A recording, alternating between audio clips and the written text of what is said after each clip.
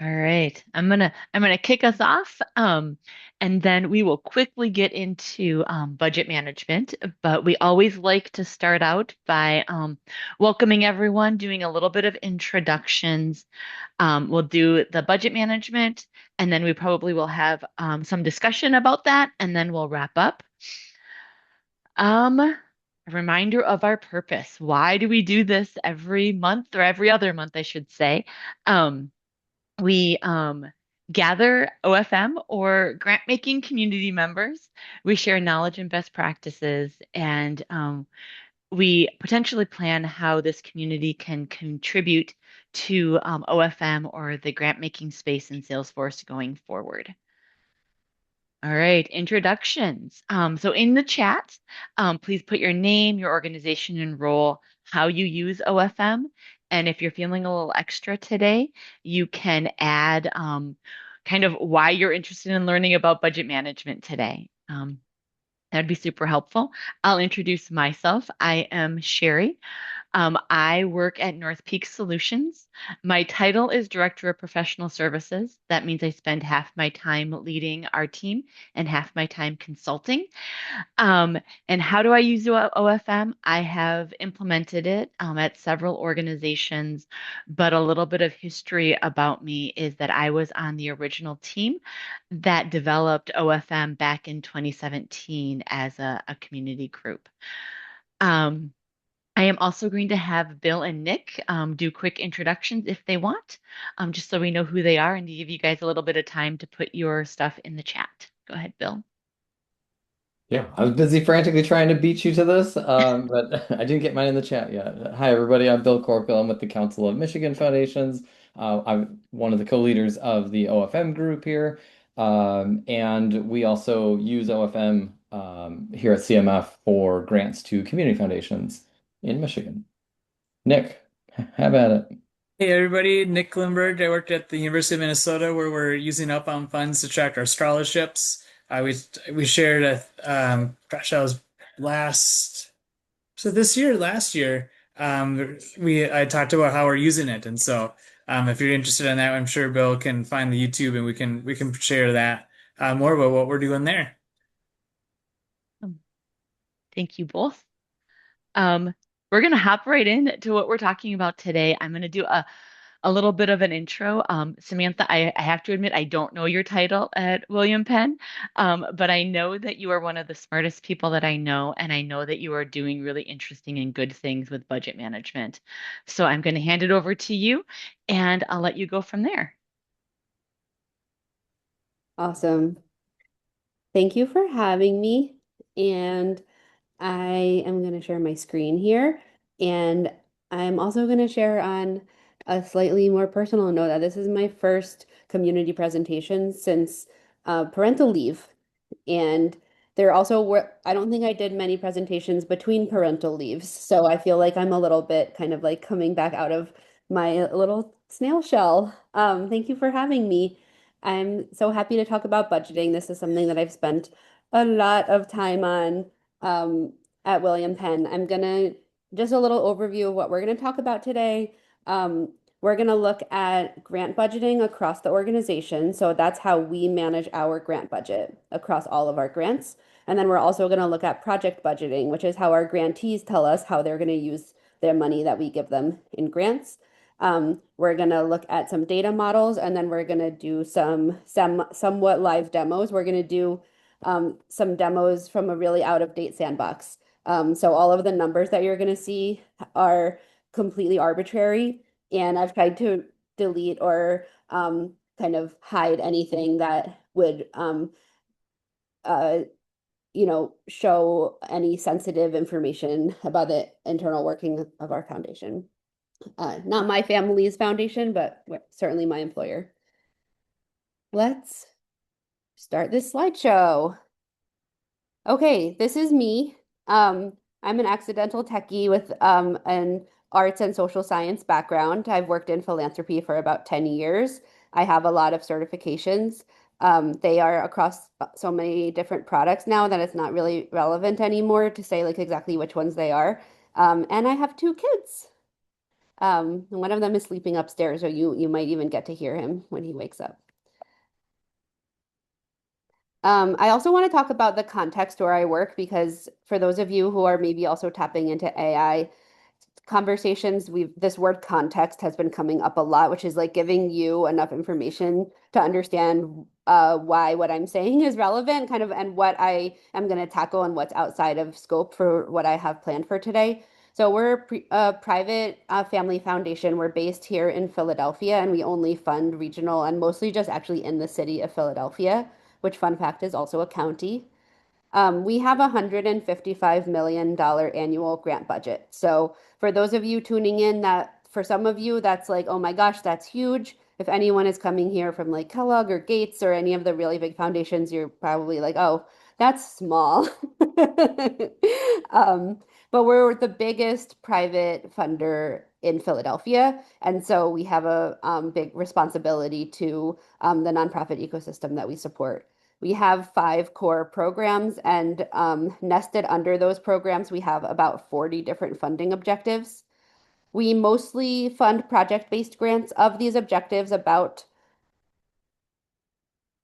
there's like some like accounting um, and process minutia, but about 39 of the objectives are project-based grants, and about one of them is general operating support.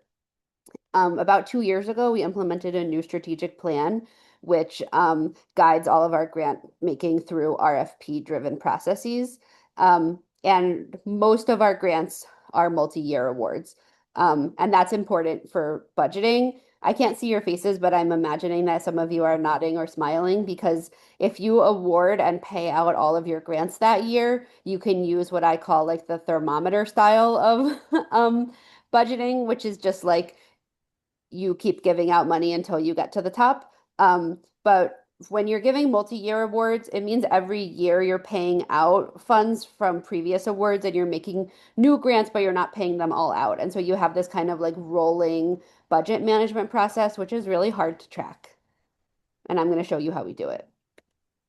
So in this presentation, I'm going to talk about what I'm calling grant budgeting. This is the like overall foundation grant making portfolio. And some of the requirements that we might not actually see examples of all of these, but I wanted to put them out there so that you could ask follow-up questions or you could request that we talk about them more. So the way that we do grant management here is we have to manage multi-year grants. Sometimes we get current year refunds, sometimes we get prior year refunds. There's some like technicalities about how those are managed from a grant making perspective. Um, Starting this year, we also have co-funders. So we do some fundraising and they give us money and that we give that out in grants. So we have to add that money into our own grant budget. We make cross-programmatic grants, which means a specific payment that comes out of our bank might be attributed to more than one budget line for our own sort of like we give this much for education and this much for environment, and sometimes we make grants that come out of both. We also do some grant planning, so we kind of divvy up the budget before um, grant applications come in and we need to know how much we've already reserved. So we have these prospective grants that we're going to talk about because that's important to know if we actually have money left over. Because if it looks like we have money, but that's all actually set aside for future RFPs, then we actually don't have new money available to give out. We're going to talk about scenario planning. Our budgets have parent-child relationships, so there's like an overarching budget that has like several topics under it, and we need to be able to model that. And then transparency. The way I mean transparency here is mostly internally. So we want all of our staff to be able to interact with a current and up-to-date version of the overall grant making budget. It's not something that we post publicly, but it used to be that kind of people maybe manage their budgets on their own or they waited for the monthly budget, the monthly like um what's the word that I want?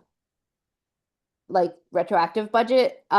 But we want people to actually have their own way to access budget information at their fingertips. So those are some of the things that have guided our build for the overall grant budget. Now, the next slide, I'm going to talk about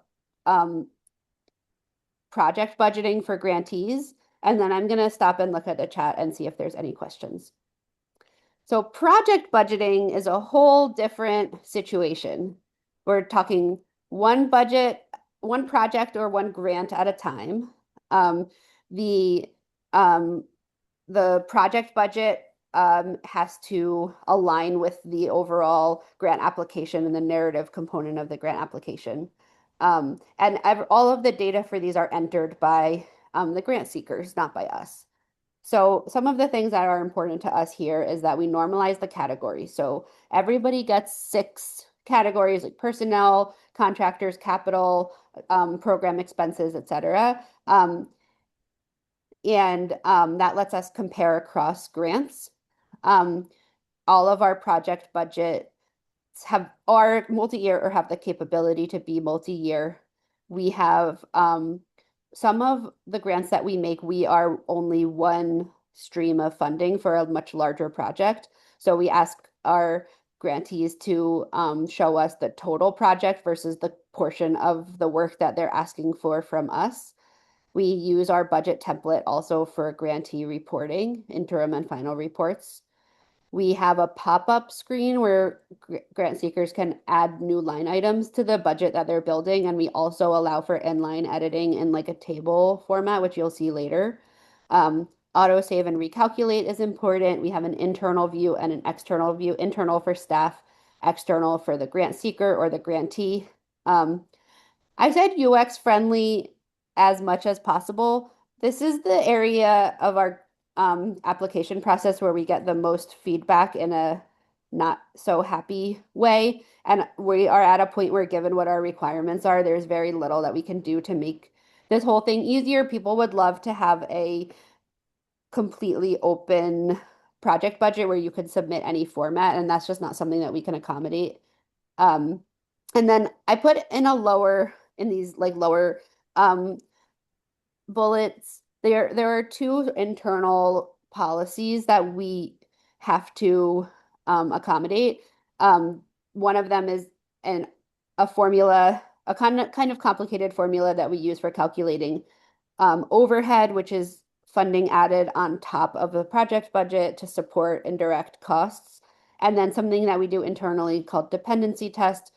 That's not the point of this conversation to talk about exactly how those work, but we use data from the project budget to feed into these calculations that we use for compliance and due diligence. So I'm going to pause here, and I'd just love to check in with you all and see if there's anything that is not clear or if there's any comments or questions.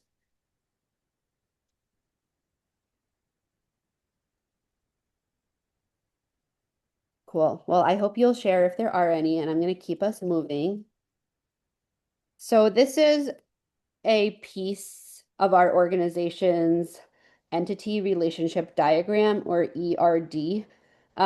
The picture that you see on the screen is out of date. The colors are not particularly relevant for this audience. And so I don't want us to get too stuck on. There's also stuff on here that is in is stuff that we use but that we're not talking about today. So just like I don't want you to get too stuck on the complexity. I am using this because it's what I already had available, and because I thought an ERD would be useful because of the R word, relationship. So this is the data model that we use to underlie both of the kinds of grant budgeting that I just talked about. So this green bubble, the request, this is kind of the backbone of our whole build out. You can see that there's all of these lines that connect into it.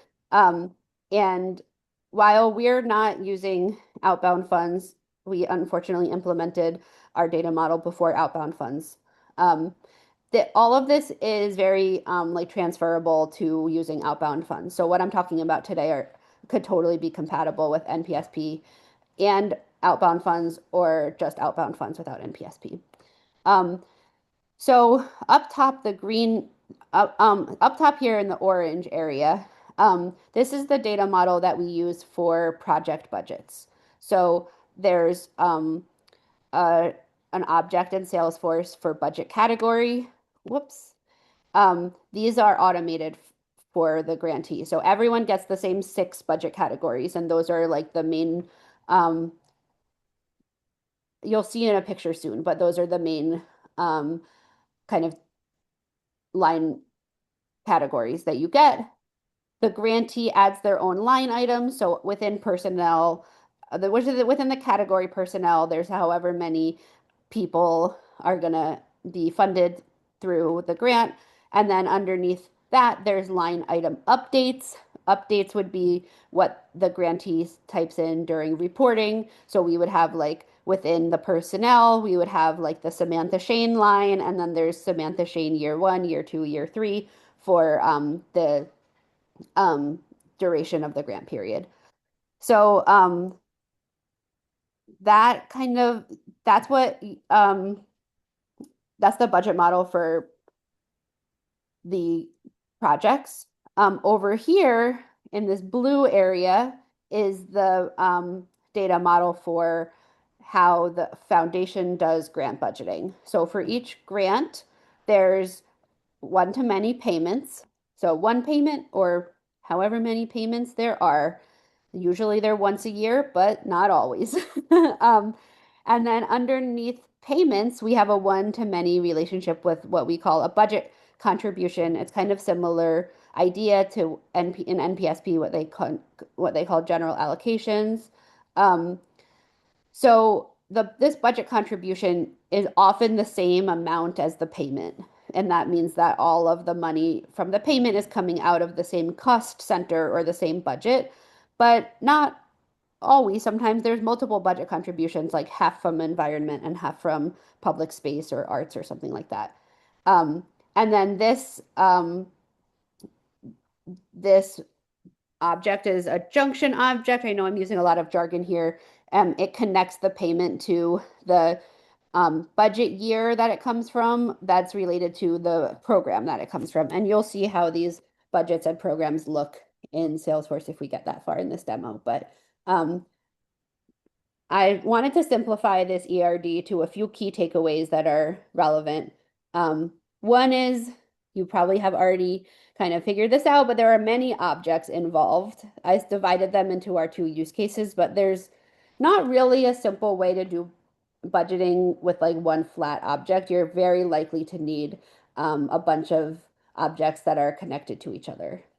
I also showed that there's kind of 2 branches in our ERD, one for the project budgets and one for the overall grant making budget. And these don't have any data connections between them and no automated validations. So while we ultimately need the amount of payments to be equal to the amount of budget line items, we don't enforce that in our system. It's something that our staff manage, and we like send chatter notifications to be like, this budget doesn't match this other. Yeah, we need to get these to match somehow. One needs to go up and one needs to go down. But we don't enforce that because otherwise nobody would ever be able to enter anything if they had to always be the same. Um, and then lastly, because of the way that these objects kind of have this built-in hierarchy and there's many, many, many records. And you're mostly want to, at most times you want to see a summary of them and not all of them. And when you want to see all of them, you also want to see them like grouped in years and in categories. Um, the way we do it, neither of our use cases are compatible with the standard Salesforce UI. So what you're going to see is that is a bunch of custom code. I'm not going to show you the code itself. I'm just going to show you what it looks like on this when it's rendered on the screen. But I do think that there are simpler ways that you could do some of this on your own. So I'm not just trying to show you like a castle in the sky. I come from not a technical background, and if I can figure this out, then I know all of you can figure this out too. So now that we talked about the ERD, I want to talk about what this actually looks like. So what I have on the screen is a project budget for a grant in our sandbox. Just to kind of give you a little, let's see, I'm going to turn on my little pointer. How do I get my little tail on? Whoops. Aha, this. Okay, that's what I wanted. So over here, these are mostly budget line items that the grantee or the hopeful grantee has put in to describe their project. And then these are the categories, the budget categories that we set up for them. So they get a certain number of budget categories, and within that, they can add as many line items as they want. And then they go across the table and type in all of the data. Some of these have like these are like little hover bubbles to give them definitions of things. And then everything up here are they auto calculate in real time um, and give them some information about how far along they are with their budgeting. The add year button is important because that's how they get like another column here if their project was actually 3 years instead of 2. And this is a beast of code. It's our most complicated custom code. But it gets the job done. I am now going to, let's get out of this mode and go to the live version. So we're in our sandbox environment here. This is a grant that was, oh wait, how do I get rid of my little writing things? I haven't done this in a while. Trash, clear, all drawings. Okay, good. Now let's get out of this. Perfect. So I wanted to show you just like the functionally that this is how you would add personnel, and you could type in, we ask for like a few different kinds of line items here, but you could put in this much and then this much. I can save it. We'll get another line added to the bottom. You saw in when I typed on the screen that I only added to year 1. So once we get this to show up on our screen, then here's, oh, I added to the top. Okay, perfect. This is what I just added. So now I can also type in to the inline in the grid and put some numbers in, and you'll see everything recalculates in real time and saves as I go. If I collapse all of these are the main budget categories that all of our projects have to have. And indirect is calculated using a complicated formula that I'm not going to get into right now, but it's publicly available on our website. So if you want to get into that, you're welcome to, or you can stay on at the end. This whole thing is embedded in our page here. It's also the same little widget. It's a Lightning Web component. That's the kind of style of code that it is also in the application form that is in our grant portal that grantees use to request funds. Okay, so that covers the project budget. And as you can begin to imagine, we have like hundreds and hundreds of these coming in all the time. Quarterly, we get about 300 to 400 applications, and then we also have all of the previous ones that are, if they were awarded, then they're ongoing. So we manage a lot of these budgets, and we need a way to manage the payments and the payouts for all of these grant projects, and that brings us to our big grant budget. I put a screenshot of it in the presentation so that if anybody is just looking at the slides, they kind of have some reference points. And wanted to explain, I highlighted the columns blue for any columns that have a complex formula. I highlighted the first column green because this part is hard coded, meaning we're not pulling in the names of the strategies and the programs, those are fixed. And then all of the white and yellow are simpler formulas, like just you, I think they're relatively intuitive. It's just like budget minus commitments equals available, available minus development equals available, and then percents. So these are simple math, mostly just adding and subtracting. And the blue ones are more complicated. They are VLOOKUPs and sum ifs. And if you don't like VLOOKUPs, there are some newer formulas that you could use to get to a similar place. So I'm going to go to that spreadsheet, and we're gonna like play a little bit so you can see some of the things that we can kind of take her for a ride. So this spreadsheet is an export from Salesforce using our merging app. Ours is Conga Composer, but this has no real dependency on Conga Composer. If you use a different type of merge platform, like Apsona is a common one, SDocs is a common one. The the Zapex connector is another one. It doesn't really matter how you get your data out of Salesforce because I'm doing all of the heavy lifting in this spreadsheet.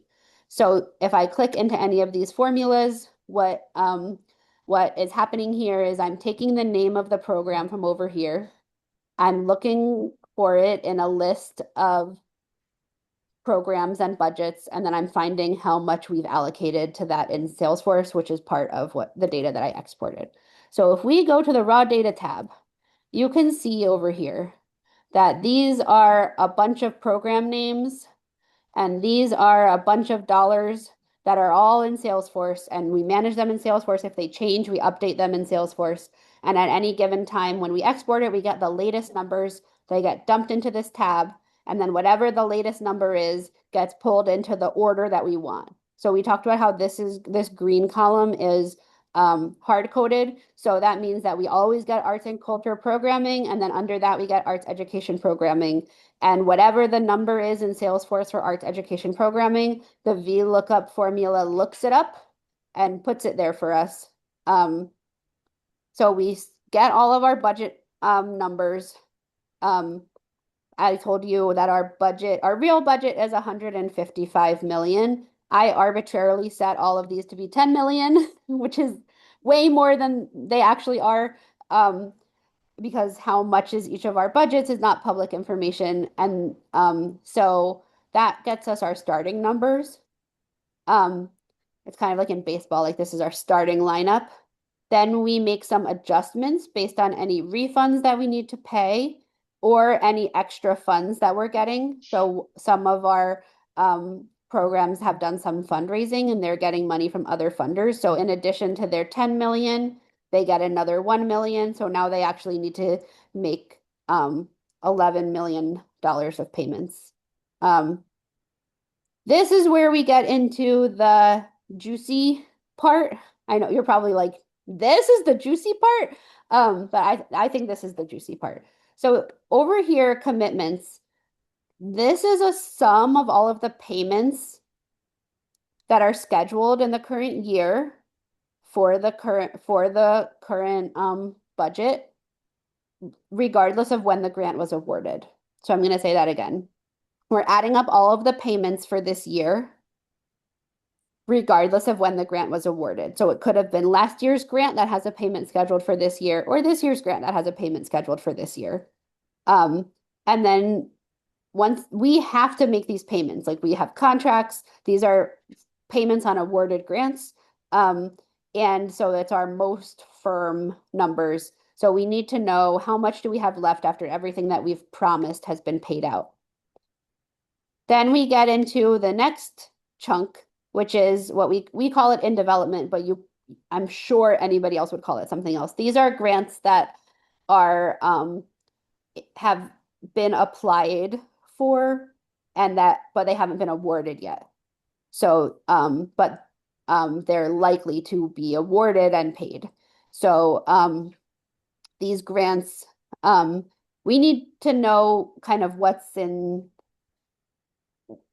likely to be recommended for funding that's likely to be paid this year. So this is summing up all of those payments. So we've already made payment records in Salesforce, but they're not payments that are like the check is in the mail. They're like payments for grants that we think are going to be awarded.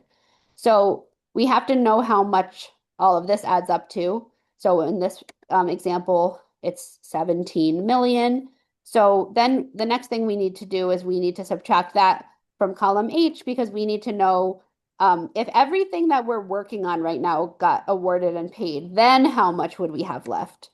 So that's what column J is. And then we want to know, so what percentage of that have we used for the year? And then we get into this last category, which is money that is promised in future to be granted out in future RFPs, but hasn't been committed to an org or a project. It's just like we've publicly said that we're going to be giving $5 million and you can apply for it in October. So we need to know that that money is not really available because it's promised in a future RFP. So those payments, we enter those in Salesforce and then those get subtracted out. There's not a lot in this example because we don't really bother to put those in the sandbox, but you can imagine that there's like a $5 million grant here, and that would reduce how much we have left. And so then column M is the like real, this is how much we have left that has not been touched. And as we get closer to the end of the year, this number should go down. And we don't have anything in these because we don't make payments out of the sandbox and we don't award grants in the sandbox unless we're testing something. So there's not much in here. But if we were looking at production data, then you would see some more numbers.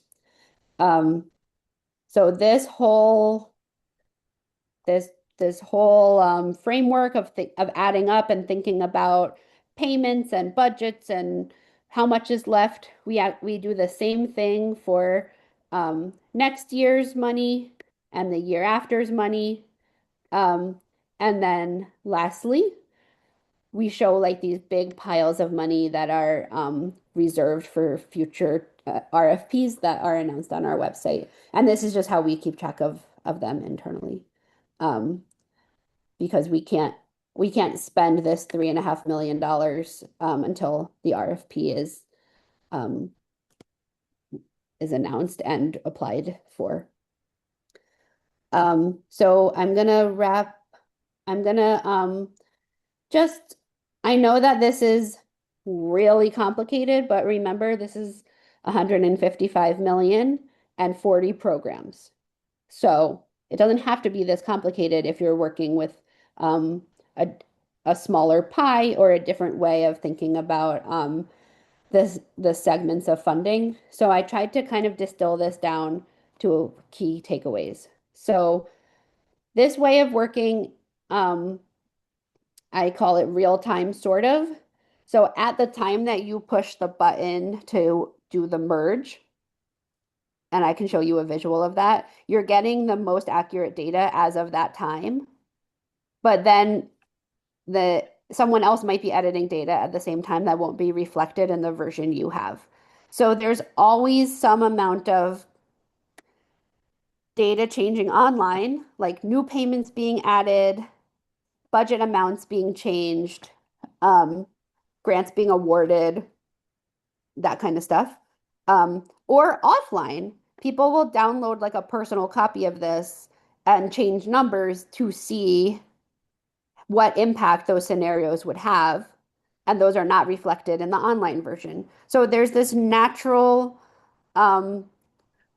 branching of versions. And then there has to be some kind of reconciliation of deciding the permanent version. And that's what gets entered manually into Salesforce by either changing budgets, changing payments, adding grants, awarding grants, recording refunds, like all of the nitty-gritty grant management accounting has to happen.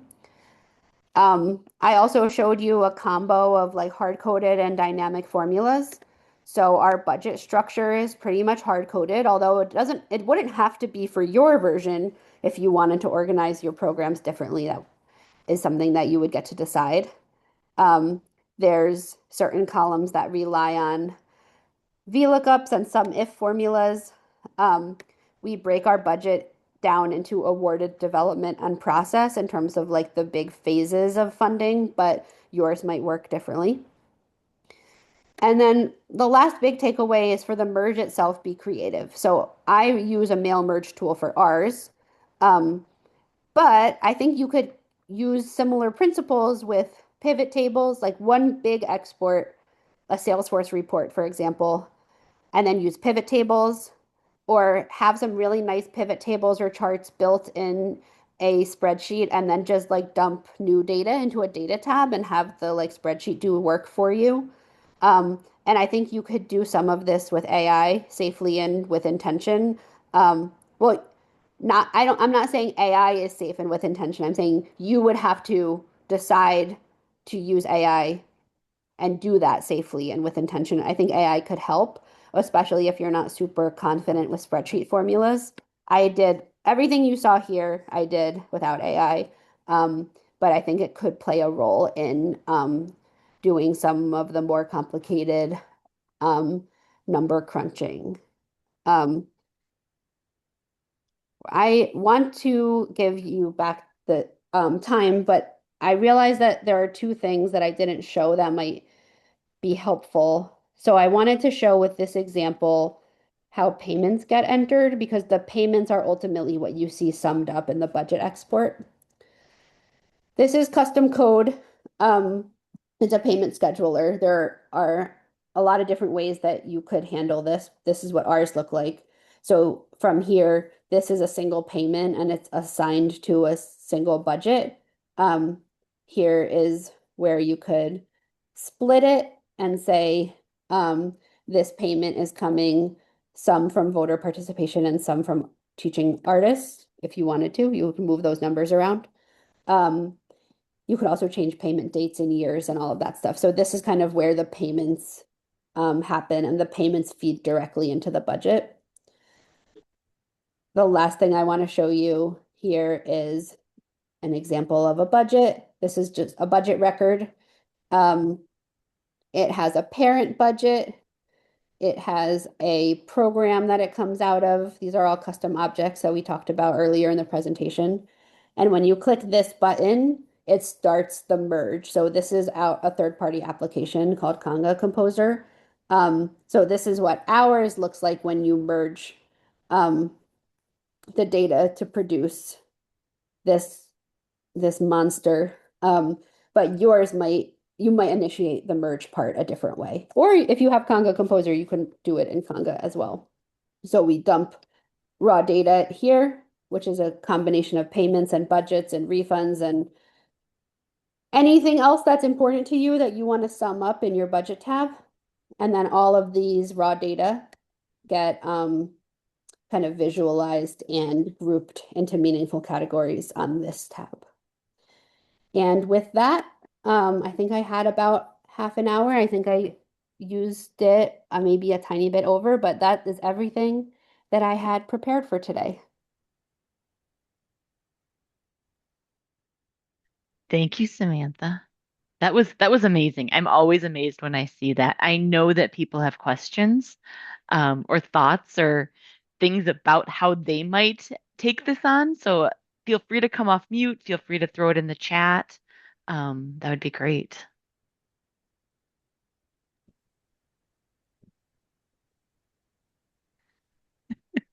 Samantha, I'm assuming that you're putting the parent budget directly into Salesforce at the beginning of the year. Yes, and it seems like they almost change kind of month to month at our organization. There's a little bit of like horse trading or robbing Peter to pay Paul, whatever whatever metaphor you want. And I think it would a future version would make it easier to do the budget management part in Salesforce because we end up editing the records one at a time. And or you can do it in a list view, but I think it would be really nice if we had like a starting budget, like a nicer code-based page. But yeah, it's just typing numbers into records, and that's the system the source of truth for those budget numbers.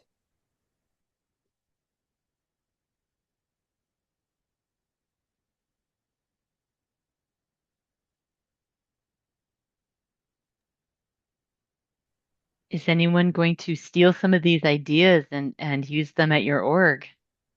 Thoughts on how it might Definitely. apply to you guys? Yeah, go for it. I'm hoping Samantha would be willing to share her email address in the chat so we can follow up with you directly.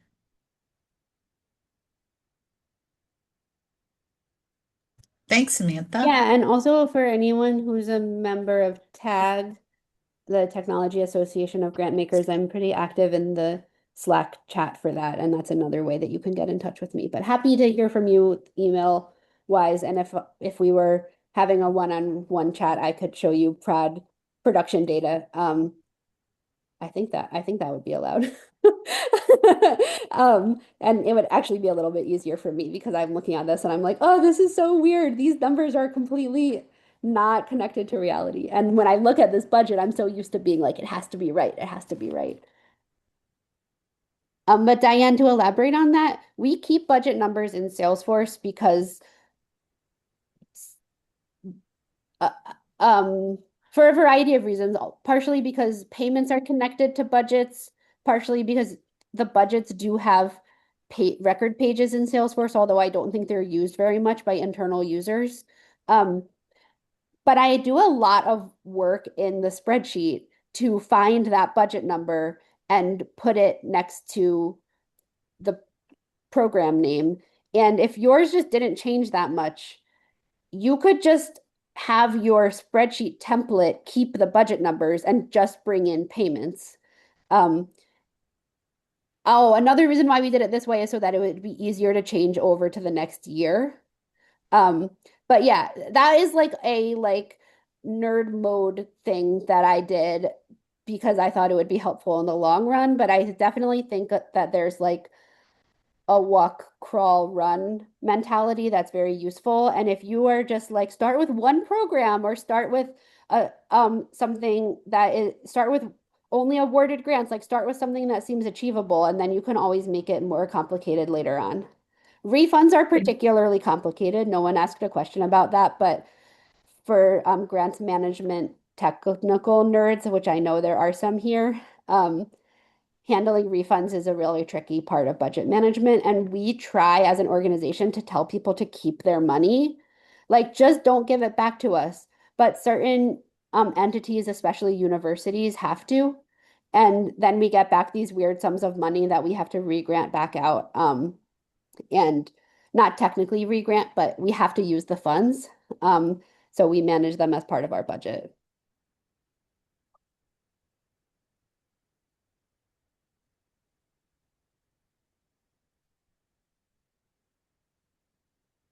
Hi, Samantha. Can you hear me? Yeah.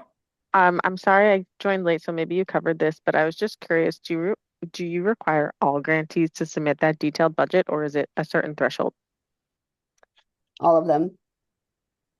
The only people who don't have to do it are this one type of arts grants where we provide general operating support. Ah, I get. Okay, so general ops, you don't.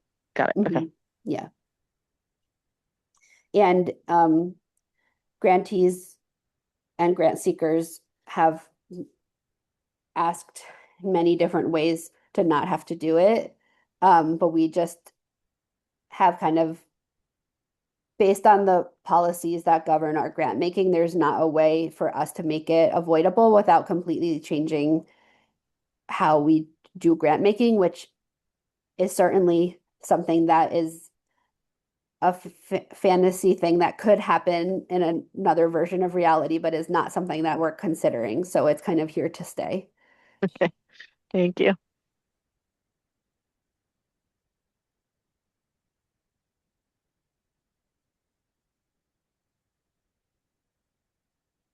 I'm having so much fun. Please keep asking questions.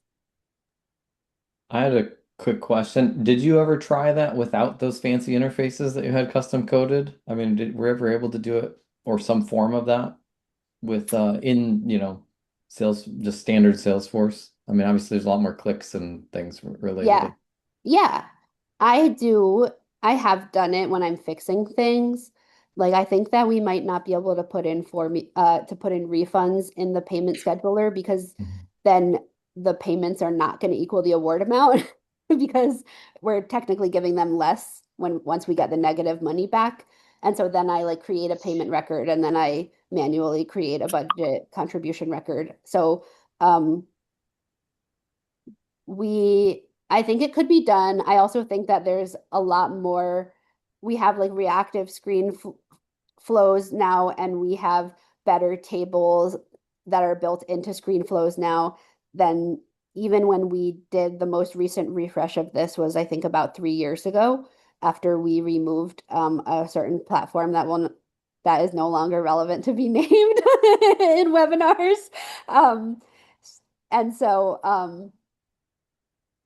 I think, yeah, if you're working with a pretty small subset of data and you want to put in payments one at a time, if you if your payments are never cross programmatic, then you could automate when you create a payment, automatically create a budget contribution or an allocation because they're always going to be the same.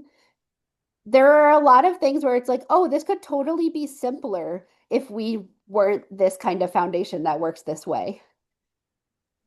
That's helpful. Yeah, and when I was thinking screen flows in particular, I was like, oh, you could probably build a screen flow if your requirements were maybe just a little bit tighter or something. You know, screen flows have come a long way in the last couple of years. So I was thinking like, Yeah. how much did you build maybe before screen flows had some of the current functionality? So, Yeah, and a big reason for doing it this way is that we do enforce that payments have to equal mhm.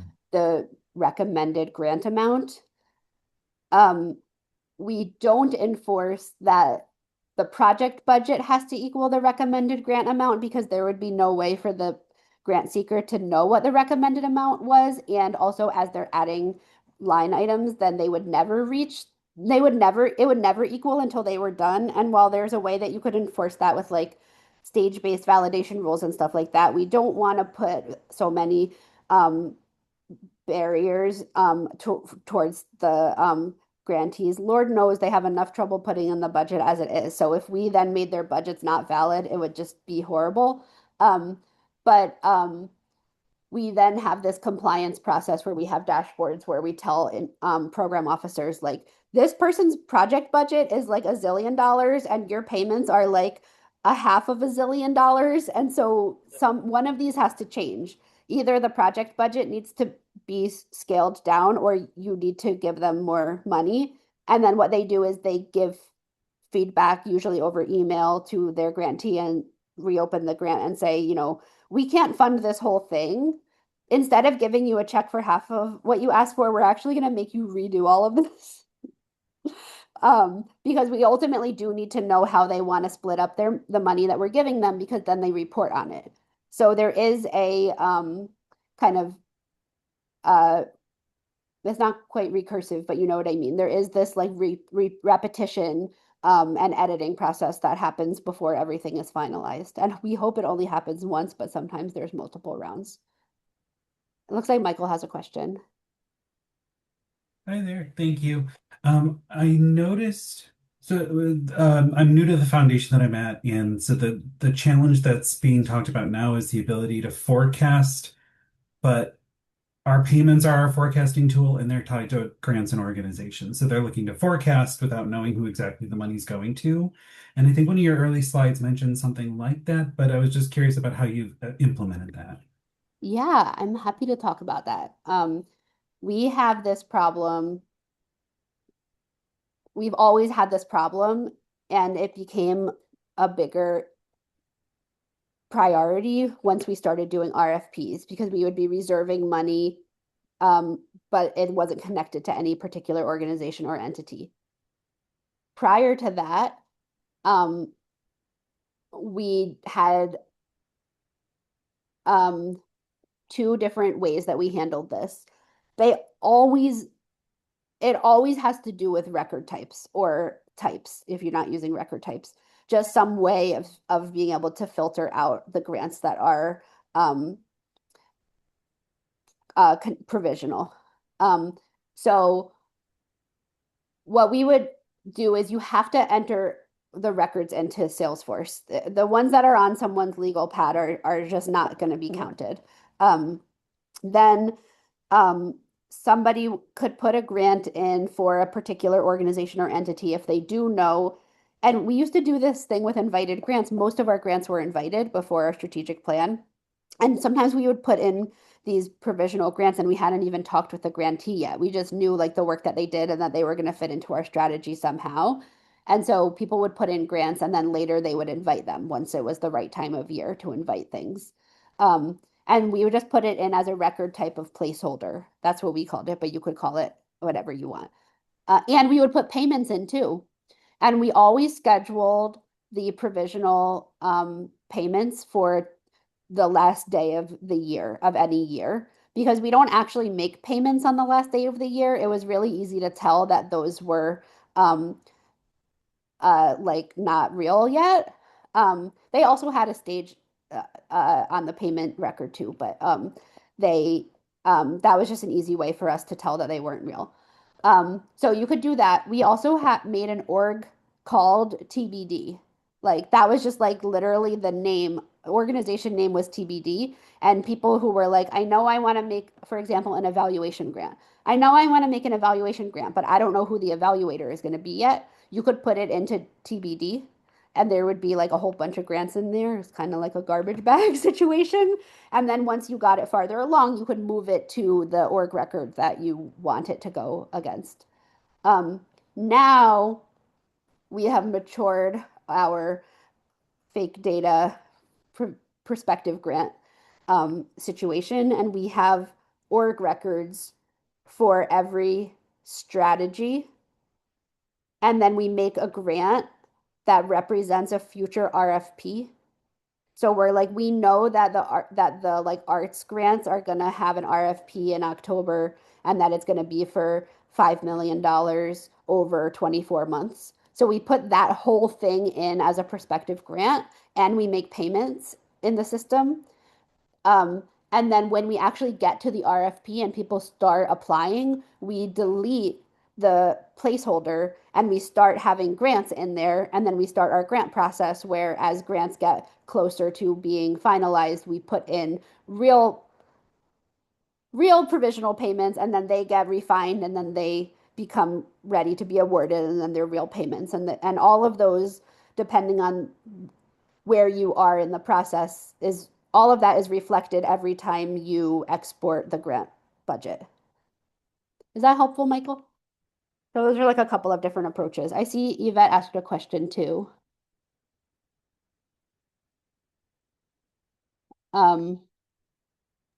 Okay, let me answer Tiziana's question. Conditional payments, yes, we handle conditional payments in our scheduler. So any payment for an awarded grant can be either conditional, which is a whole legal and accounting formal process. Contingent, which basically just means that they need to give us a report or they need to sign their contract. Or it can just be like a free floating payment where they don't have to submit anything. And all of those have like different ways that they're handled, but they're all handled through our payment scheduler. The budget merge doesn't single out conditional payments. Conditional payments are expected to be satisfied in the year that they're scheduled for. And even though they often get pushed back, they're most often pushed back within the calendar year. And so it doesn't change the budget the like budget forecast unless they change years. And so when we get to the third and fourth quarter, which we're starting to get close to this time of year, we start sending staff emails of all of the conditional grants. And we're like, is this going to happen this year? Is this going to happen this year? Because we need to know if payments are going to move to next year. That will have a bigger impact on our budget. And then for onboarding other budget groups newer to multi-year grant structures, the way I've always done this is by doing a demo with them.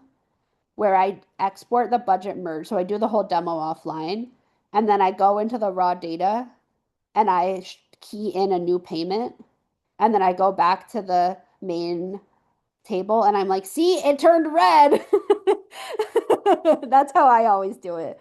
But there's probably like a more thoughtful way to do it of um maybe other people here have ideas, but we're almost at time.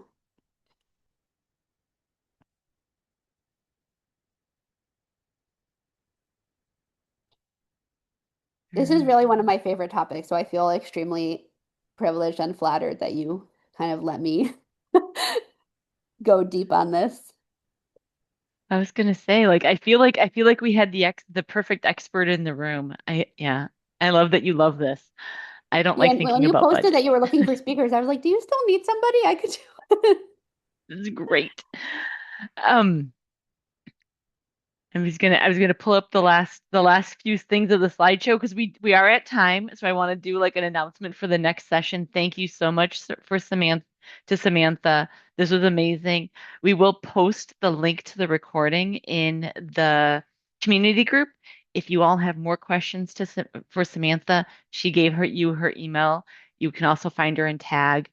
So that's great. And then unless Bill, do you want to do the wrap up or do you want me to just keep going? Okay, I'll keep going. Yeah, keep going. Um, I'm actually copying it dropping it in the chat so Brilliant, people can have a brilliant. Future look at it. topics. In August, we're going to do an application demo jam. So people are going to come, they're going to show what tool they're using for their application and how it works. If you want to be a part of that, raise your hand, let us know. In October, it's going to be a bring your own favorite report. And in December, we're going to do a year in review and look towards next year. So that's what's coming up. I think Bill just put the August registration in the chat. We would love for you all to come and see that. And then in case you are interested, this is where you can find the existing recordings. We shared that link at the beginning of the session today. And if you want to help plan upcoming sessions, be a part of the leadership group, just let me know. You can reach out to me at this email or in the OFM community. All right.